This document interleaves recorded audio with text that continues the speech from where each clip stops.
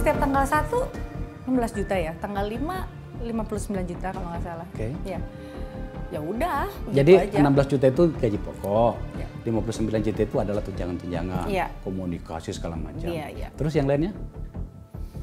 Ya. Yang lengkap dong.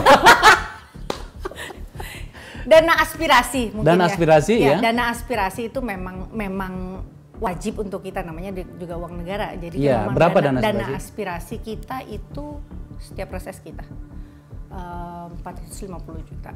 Itu Berapa kali dalam setahun? 5 kali dalam setahun. Yang dana yang berikutnya apa lagi tadi? Kunjungan dapil. Kunjungan dapil, kundapil berapa sekarang? Tertarik ya mau masuk lagi?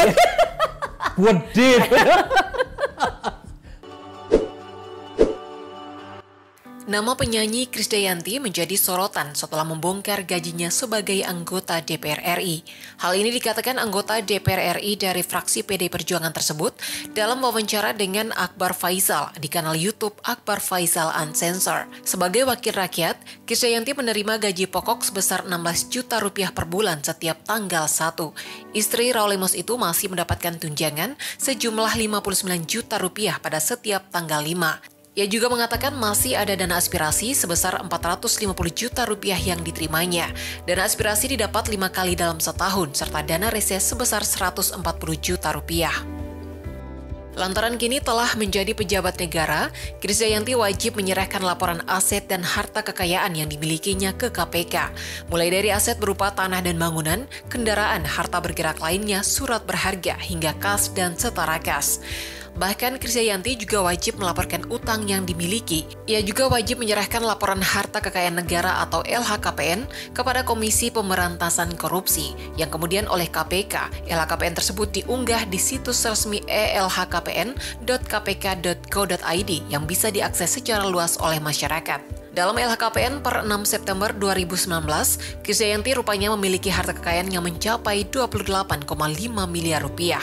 Aset tersebar yang menyumbang lebih dari separuh harta Krisdayanti adalah kepemilikan tanah dan bangunan yang mencapai 23,2 miliar rupiah. Bila dibandingkan rekan artis lain yang jadi anggota DPR RI, harta kekayaan yang dimiliki Krisdayanti cukup banyak. Harta kekayaan Krisdayanti hanya kalah dari Eko Patrio dan Primus Yustisio. Bila dibuat peringkat, Krisdayanti ada di urutan ketiga di daftar artis yang menjadi anggota DPR RI periode 2019-2024 paling kaya. Dikutip dari elhkpn.kpk.go.id, selain tanah, Krisdayanti memiliki aset berupa kendaraan yang bernilai Rp2.531.500.000 rupiah. Selain itu, ibu 4 anak tersebut memiliki harta bergerak lainnya serta kas dan setara kas. Beruntung, Krisdayanti tidak memiliki utang sehingga tidak mengurangi harta kekayaannya. Selain sebagai penyanyi, Krisdayanti kini menjabat sebagai anggota Komisi 9 DPR RI periode 2019-2024. Komisi 9 membidangi masalah kesehatan dan ketenagakerjaan. Dalam perjalanannya sebagai legislator, perjalanan Krisdayanti terbilang cukup mulus. Dalam Pileg 2019, Krisdayanti maju sebagai calon anggota legislatif dari PDI Perjuangan. Ia maju mewakili Dapil Jawa Timur 5, meliputi Kabupaten Malang, Kota Batu, dan Kota Malang. Di kampung halamannya, Krisdayanti sukses besar. Baru pertama kali nyalek, wanita berusia 46 tahun tersebut langsung meraih suara sebanyak 132.131.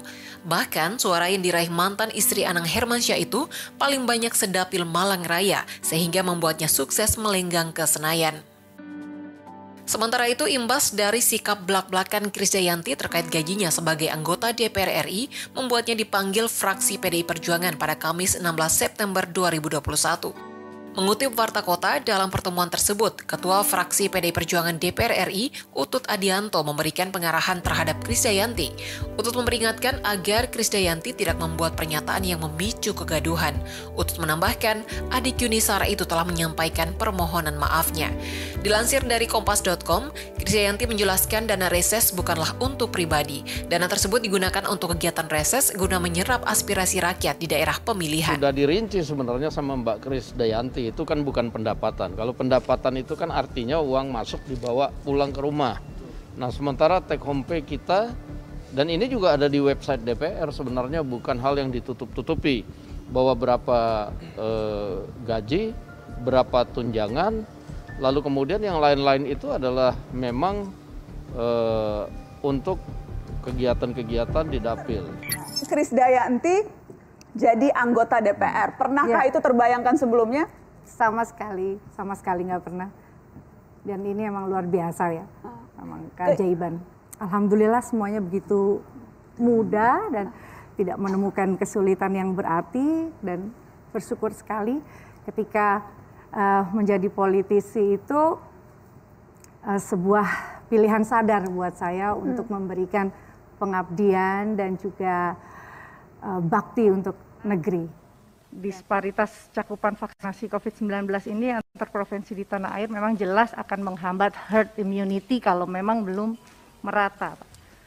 Ketersediaan vaksin yang memang sudah sampai saat ini menjadi masif ya, kalau menurut Presiden sudah disampaikan 150 juta dosis vaksin sudah ada di tanah air, tapi yang menjadi kendalanya adalah pelaksanaan vaksinasi itu sendiri.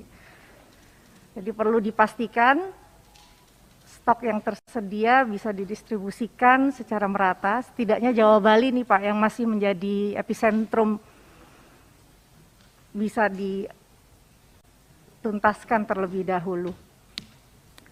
Lalu Pak Budi, kemarin Bapak juga sempat sampaikan tentang arahan Bapak Presiden bahwa testing dan tracing tentang aplikasi Peduli Lindungi ini Pak akan dipakai secara nasional. Ini kalau aplikasi Peduli Lindungi aja yang orang-orang Jakarta aja masih kesulitan Pak, kalau akses nasional kira-kira prosesnya mau seperti apa untuk bisa menjalankan ini. Itu saja untuk Pak Budi, dan selanjutnya untuk Ibu Penny. Tadi saya mencatat sedikit Ibu di halaman 7 tentang progres vaksin yang sedang dalam tahap pengembangan. Ibu ada banyak, ada GX19N, ada TVVax, vaksin merah putih yang saya cukup sudah paham dan sering dengar, dan vaksin BUMN.